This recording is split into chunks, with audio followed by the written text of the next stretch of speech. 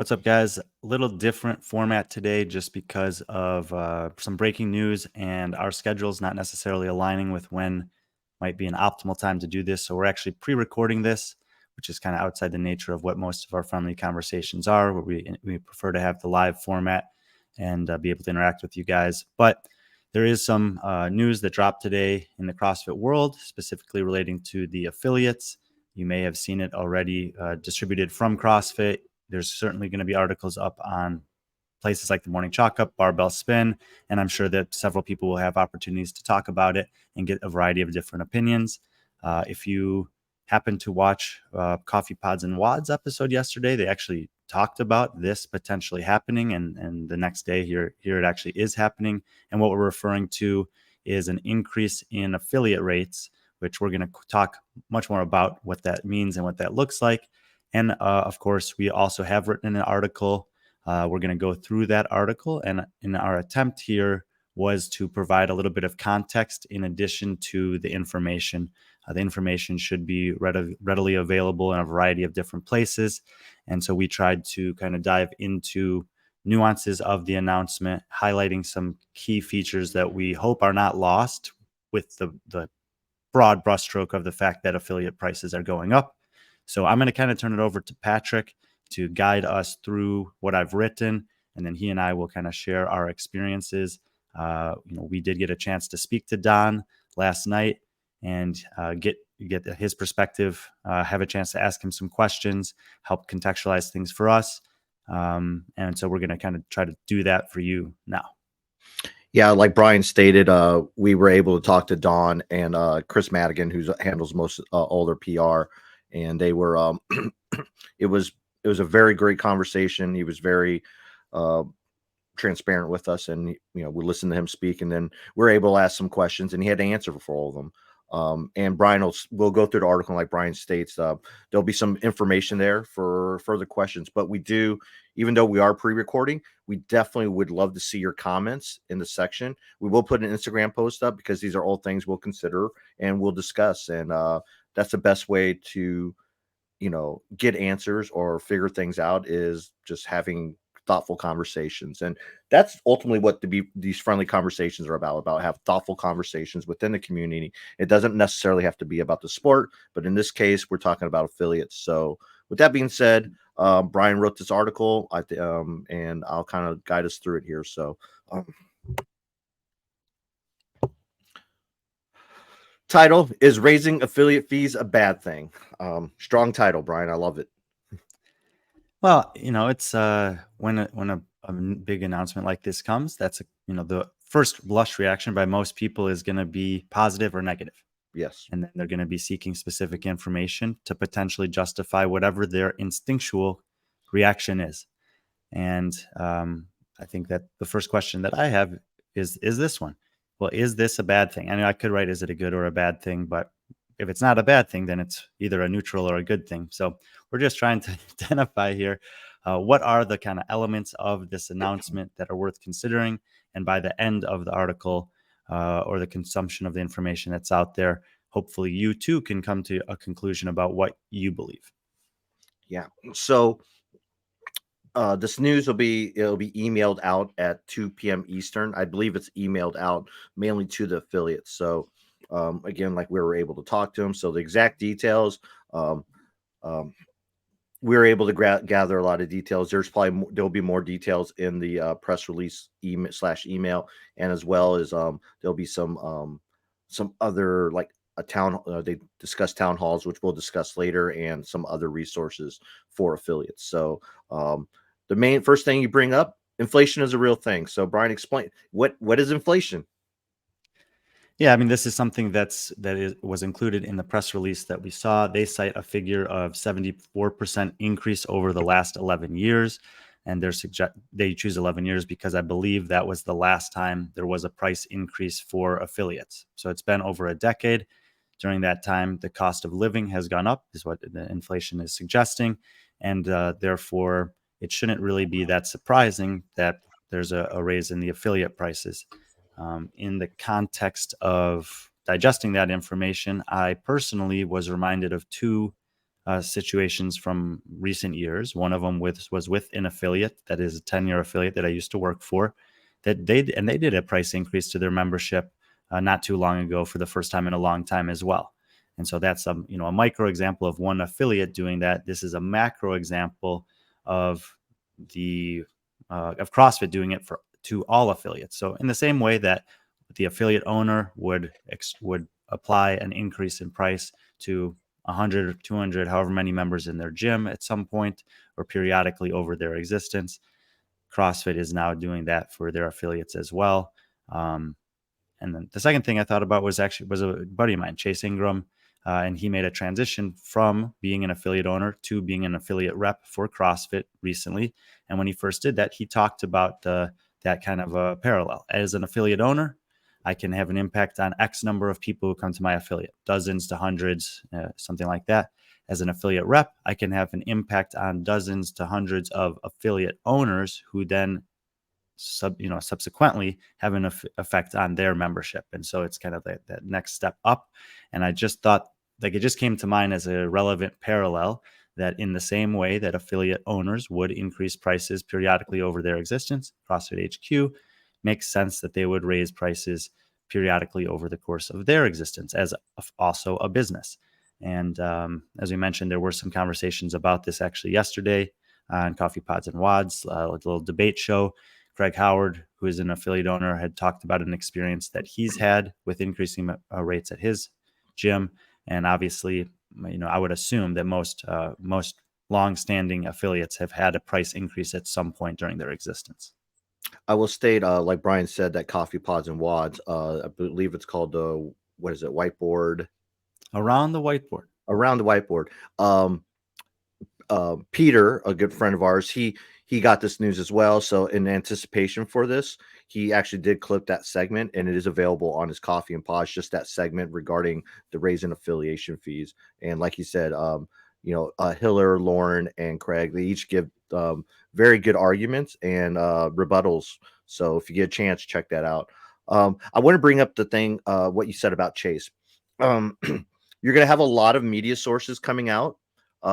Some of them will be maybe hopefully kind of like we are kind of taking a neutral, positive response. You have a lot that will go negative. But I will say a lot of these media sources, they're talking from probably the experience of not being affiliate owners. Chase is a well-known figure in the CrossFit community, and like you said, he is an affiliate owner as well. If you have any questions, please reach out to the affiliate reps as well. If you have any additional questions, whether it be the Midwest, California, South, or I believe is it South or Texas that Chase is responsible for? I think South. Yeah, South. But in Europe or whatever region you may find out, they might have additional questions. So please reach out to them. But I would say, like, if you're gonna, it's great to hear other people's opinions on things. But for me, I would, I'm gonna probably lean more towards people that actually own an affiliate, because they truly know how it affects them.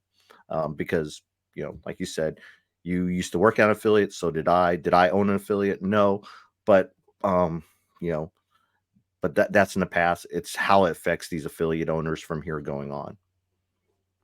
So moving on from that, you mentioned how's the global nature of the impact being accounted for.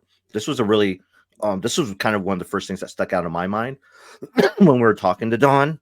And then you were able to ask some questions, and I was able to ask some questions regarding this as well. So if you want to discuss this piece.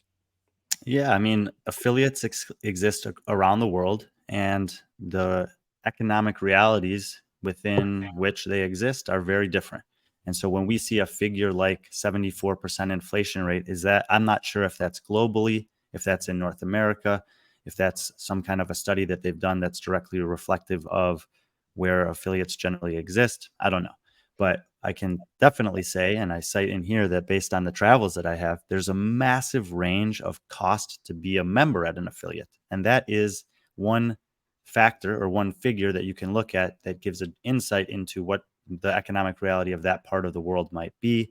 Doing some conversions from foreign currencies, The kind of on the low end that I've heard of is $40 a month to be a member at an affiliate in certain areas of the world.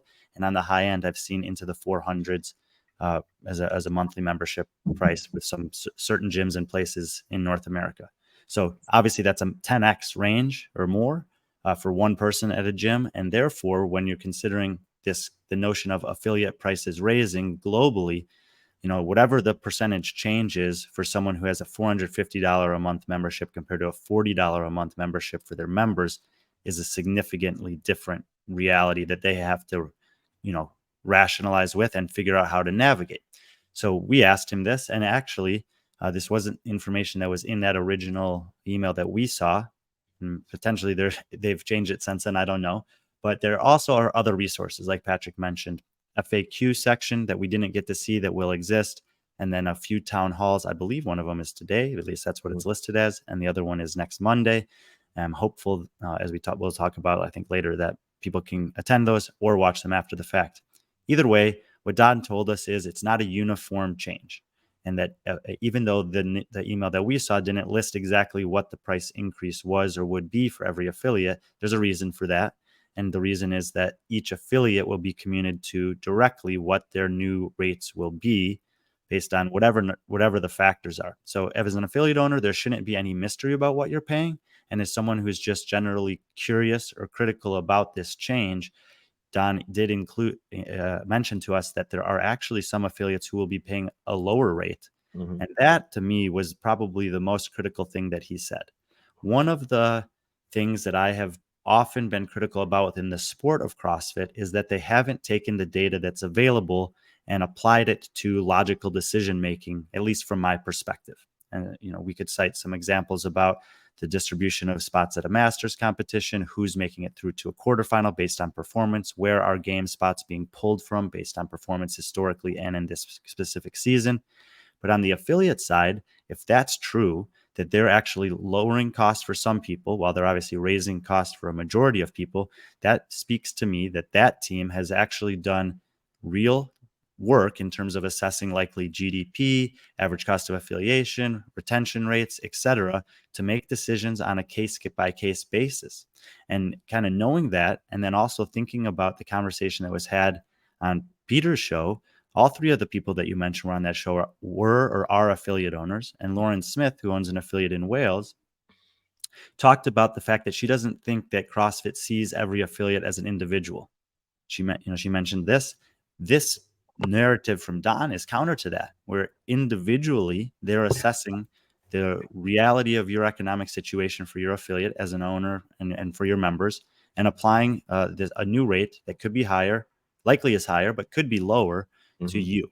So that does feel personal to me in a way that I can certainly understand her sentiment of not feeling recognized as an individual affiliate owner for maybe a majority of the time that she's existed as one. But that to me was a really kind of a positive outcome of the conversation we had with him. And I hope is something that people are aware of and understand in receiving this information.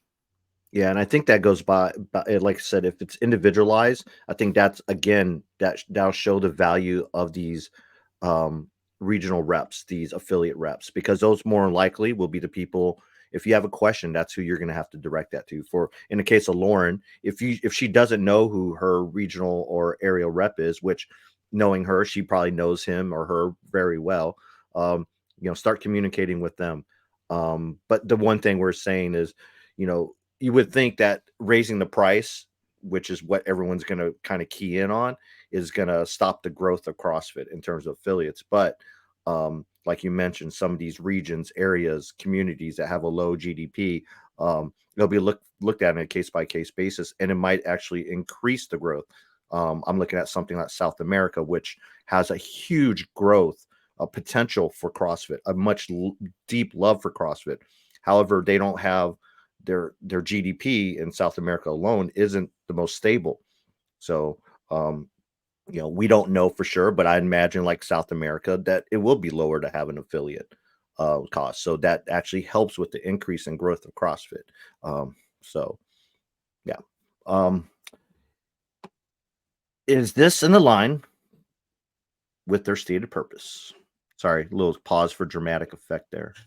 Yeah, so included in the correspondence that we had a chance to see yesterday, they cited growth, quality, and tools and support as three areas of interest that they want to continue to invest in that are more or less justifications for this change. So we're going to kind of take them one by one.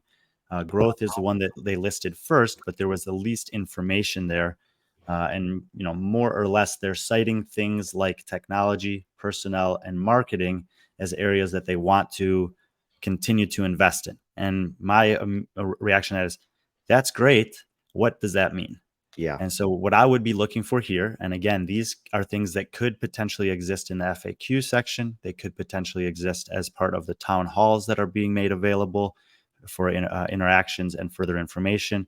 But I want to know what that looks like. And if there's something on the technology side, on the personnel side, on the marketing side, or on all three that they've already done, that they could point us to and say, hey, here's an example of something that we've done in this realm, then you can be expecting to see more of these things. I would like that, even if it was only one example going Hmm. forward and maybe one example looking backwards, as something that I can start to wrap my head around what that means. Because as it is written, or as what we saw was written, it leaves a lot of room for questions.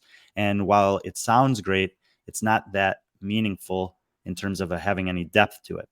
And if there were some examples, if they were able to say, hey, check out this video that we made in August, we pushed it out here, whatever, and it had a pretty positive effect in terms of what we were looking for. And you can expect to see, half a dozen to a dozen more of those roll out over the next year. Hmm. Now, the one thing is that gives me some idea that there's actually like something real behind the words. And secondly, it holds your team accountable. It's saying, hey, we have a team in place. Personnel is one of the things listed there. We've been, there's no mystery here that they've brought in new people in some of these roles. And let's get something on paper. If you're going to say that you're going to do this, if you're applying these things and you're justifying it with this word growth, tell us some of the things you're planning to do so that we can, now your team is feeling responsible, accountable, and maybe you're holding their feet to the fire a little bit to say, okay, we've said that we're going to do this, and now it's our job to do it. And the Yeah. community will be watching. Yeah. When Don was discussing this with us, he was really candid with us, and he admitted that there were shortfalls in all three of those: technology, personal, marketing. And it's not it's no news to us, but for him to kind of say that shows that he is listening. And I mean, he knows what's going on within a company. One thing that affects us, and that goes in line with marketing, is media. I know that's a big point of contention, and I guess controversy. Not maybe not controversy, but it's brought up a lot. Is that CrossFit, which at one point was considered a media company, doesn't have a media team or an adequate media team. And he acknowledged that, and he said that's something that ties in with the marketing that they are working on. So, like Brian said, hopefully there'll be further details. We asked them, and Brian said it's like, like what he just described here. Give some examples. Um, and you'll be able to avoid some of this stuff, or some of these questions or shortfalls. Uh, Second on the list, quality. And I actually really liked this. Just to kind of summarize what this means, they're referring to the quality of coaching in affiliates, and it's a big question that's often asked, especially recently in light of this, potential franchise talk, which Dave Castro himself has basically said there's no plans for that.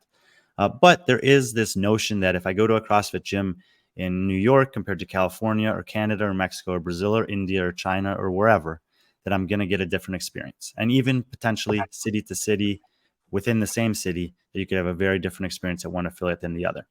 And part of that traces back to what are the minimum requirements in terms of being able to own and run an affiliate. And basically, you have to have a level one and you have to pay the affiliate fee. Those are the two criteria. And outside of that, they don't mandate anything else in terms of what you do. If you want to have the name CrossFit on your doors, that's what you say. That's about to change. It's going to change in kind of a small, but I think a meaningful way, where during the course of the 2024 calendar year, all affiliate owners are going to be required to either obtain or retain their level two, not their level one, if they want to own the affiliate. mhm. And additionally, CrossFit is, per this announcement, is going to provide a $500 credit that can be used for the owner or one of their staff towards either the level one or the level two. So I think that's great. And Yeah. I kind of added a second paragraph here of my own experience, with people who I've spoken to that have taken both, and in some cases multiple times, that there is definitely this sentiment or feeling that the level one is for everyone. And this is, to me, a great opportunity for a marketing campaign.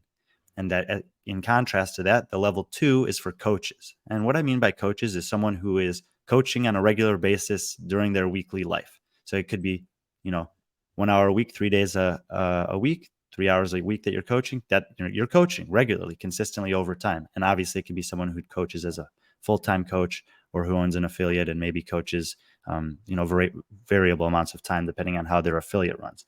But either way, this is something that Sevan talks about all the time. Everyone should take a level one. And I think that this change has an opportunity for CrossFit to lean into that, to encourage affiliates, affiliate owners, people who've been doing this for a long time. Even if you train in your garage, go and take the level one. If you haven't done it, it's, yes, it costs, I don't know what it is, 1,100 something dollars like that now, but it's a weekend worth of, very well thought out and well explained. The level, like the red shirt staff, is very, very good and takes very seriously what they do. Information that is integral to the foundation of what CrossFit is, and will undoubtedly not make you better CrossFitter. It'll make you have a deeper appreciation and understanding for the health element of what this thing is about, from nutrition to lifestyle to fundamental movement patterns. And then they can also lean into the level two. And, there should be people from CrossFit that they're either contracting out or on their staff that are going to levels twos and gathering footage of the red shirts, of the participants, of affiliate owners who are taking that, maybe of athletes who've done that, or media personnel, getting interviews, getting real experiences of those people there, talking to them over the last, couple of years. And they can use some of that, put out some content that is saying, hey, this is what the level two is about. This is why we're increasing the expectation for an affiliate owner to not just have their level one, but have their level two, because we want the quality of the product, which is any person's experience who walks into an affiliate, to be higher globally.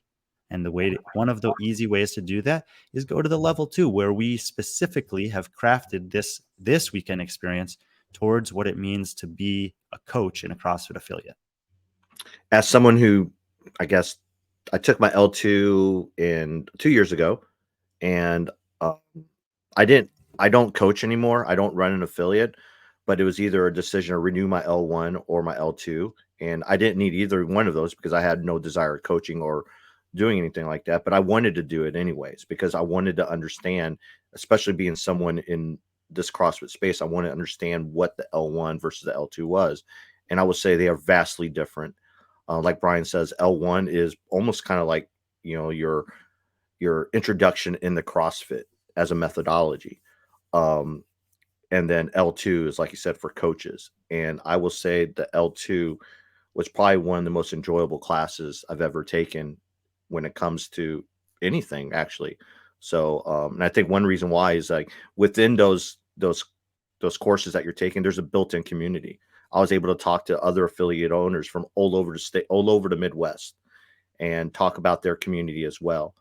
So when you say that there's going to be there's a lot of affiliate owners out there that are probably just L1s and they just renew it every year, and they may not like the idea of getting their L2, but I think it's only going to make their affiliate better, and I think that's ultimately what this is supposed to do. If you're an L1 affiliate owner, um, get your L2. If you're asking your affiliate members to be better versions of themselves, you should do the same as well as a coach and as an owner for your affiliate. And them doing this $500 credit, I think it shows that they understand that there's some economic, there's some economics involved in this, and they're trying to give back in some way or some form. Yeah, not just one other thought about the level two, because I've spoken to many people who've taken it, and I know that some of the negative feedback I've heard was that they're really pushing a very specific style of programming. And while you may, keep in mind that there are still no parameters on what you have to program in your affiliate. And so while they may not prefer the style of programming in the level two that has a strength plus a Metcon as a regular part of your CrossFit class on a daily or weekly basis, they still have the ability to program in their affiliate. And so while they may not prefer the style of programming in the level two that has a strength plus a Metcon as a regular part of your CrossFit class on a daily or weekly basis, they still have the ability to program in their affiliate. That doesn't mean that there aren't elements of becoming a more meaningful coach in terms of relationship building, seeing and correcting, and all the variety of things that being a good coach entails that are still parts of the level 2. So Yeah. you don't have to like every single part of it, but if you go there and take it with an open mind, you will walk away with things that you can go back to the floor, to your classes, to your members, and improve as a coach by having a bend there. And like Patrick said, it may come through conversations and experience with the people in the class, and not just exclusively the class itself. Yeah, I think I hate to, reiterate your point, but when you bring programming, obviously the programming they're pushing is CAP. They're coaching, they're teaching you CAP because that's the CrossFit affiliate programming that they're doing. They're not pushing that on you. They're just that's how I found out that was another resource. And for a lot of uh, affiliates or owners that were there getting their L2, they didn't know about CAP. And once they found out about it and they realized that this is a resource that they're doing their own programming, which is great, but they didn't have time to do some of the other things. CAP gives them that time to do that. So again, the L2 is another resource that we'll talk about this this leads into the tools and support. Yeah, But absolutely. So yeah, so the let's third just jump the right there. third thing here that they're saying that they want to continue to invest in to kind of justify this change is titled tools and support. And the first thing they list is the CAP programming or Yep. affiliate programming. They also mention additional expansion of quote field support, business coaching, regional summits, and other opportunities to learn and share success stories. And we've seen some of this. We were talking about Chase Ingram. He recently hosted an affiliate gathering for affiliates in the South region. He's spoken publicly about that. That post that you pulled up was pictures of him from that experience there. We know that people like Craig Howard and Matt Souza have participated in some of these in the West Coast, and they've been happening in the Midwest and the South and other parts of the world as well. So these things are already happening. In the article here, I kind of write similarly to what I did under growth, that this all sounds great, but I want to see some more concrete examples of it. Field Mhm. support, business coaching. What does that mean? Regional summits, I can understand. That's what's going on. Other Yeah. opportunities to learn and share success stories. Learning and sharing success stories is basically what you and I are talking about here in participating in the level 2 and having conversations with other people who are taking those courses. But I do think there's a little bit of an opportunity here for an elaboration on what some of those things could look like. Give us some examples if they've already happened, or some things that we can be looking for or draw our attention to as they are, happening over the next weeks and months and years. The other thing that they mention in here is the opportunity for a flexible payment plan where you can pay monthly instead of all upfront whenever your dues are come up every year. I think that's great also, and is it shows some empathy towards the economic impact that this will certainly have on some affiliate owners. The CAP programming to me is a very interesting concept in general. My feeling about that is kind of mixed. I do think it's a nice service to have available. Mhm. I always will wonder, and I don't think we'll ever have the answer, what would have happened if CAP programming existed 10 years ago? Because by Uh-huh. the time they introduced it, there were already so many gyms that were either writing programming for their gym's demographic that just fit really well with the group of people that they have, or that they've molded to come to expect a certain thing.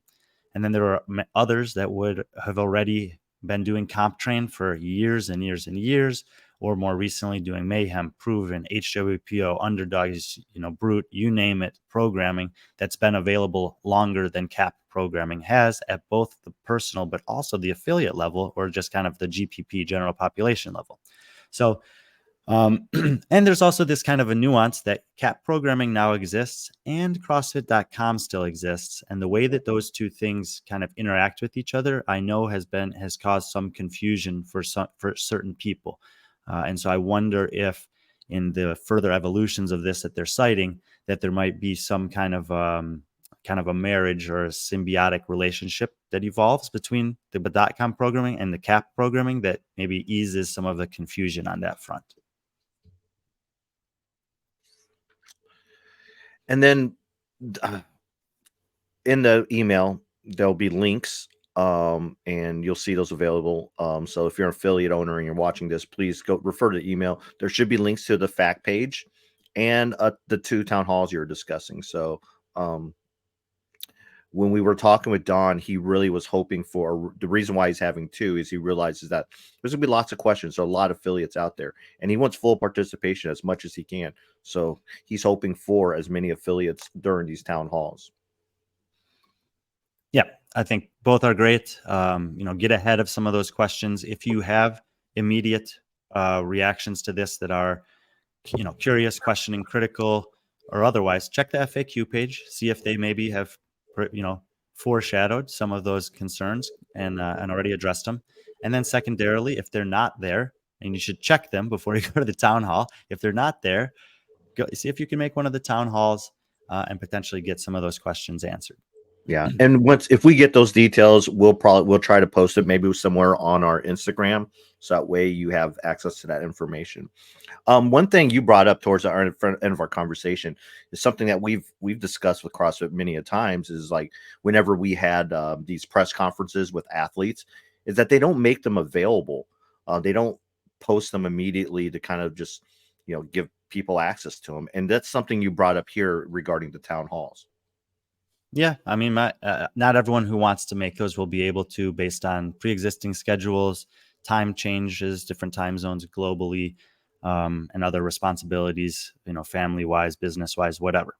So my hope is that because this is a those conversations will, for every person that shows up to the town hall and asks a question, there's probably 100 to 1,000 people around the world that own an affiliate that had the same question.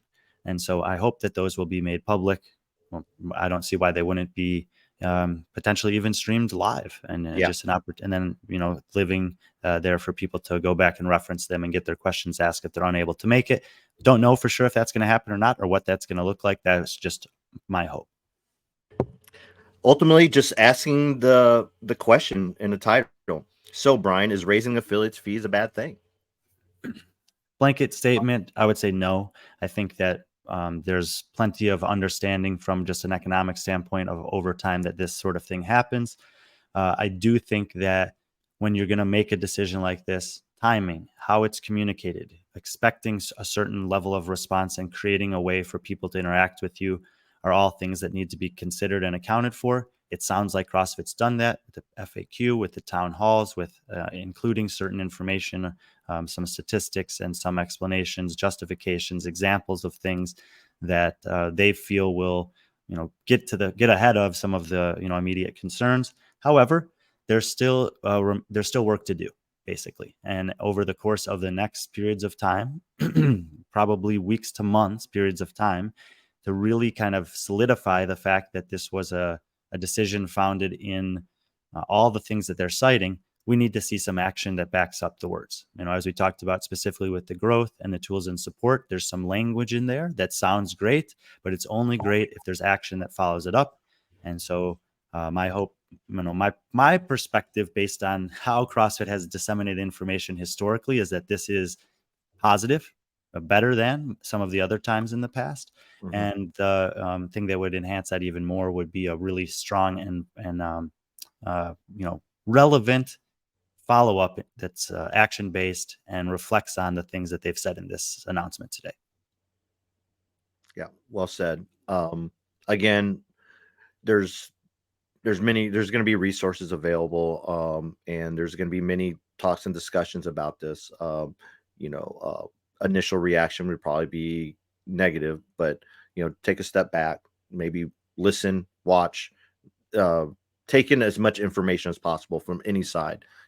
So I would highly suggest, one, read this article. Go to Peter's Coffee Pods and Wads video that he has. I think that's pretty cool because obviously, like you said, all three were affiliate owners or worked at affiliates. And Craig Howard is one of the most respected affiliate owners out there. So I think it's really cool to hear that. So yeah, that's about. Brian, you have anything else you want to talk No, about? just a slightly different format than we usually do it, but appreciate you guys tuning in. Hopefully, like Patrick said, you have some thoughts of your own, some comments, maybe some perspectives that we didn't consider. If that's the case, make a comment on the video or the article. And I know I don't really respond to that many of those specifically, but I do read them all. I see them and I appreciate them. So thank you guys for hanging out. And hopefully, like Patrick said, you can give some real thought to this and try to contextualize the big picture about where it's coming from and what it could potentially mean going forward. And I want to remain somewhat optimistic here that there's good things to come. I do think there are good things that have been displayed in the dissemination of this information, and I'm hopeful that we see more of that. Yeah. Well said, Brian. And as always, if you're watching, listening, as always, be friendly, our friends.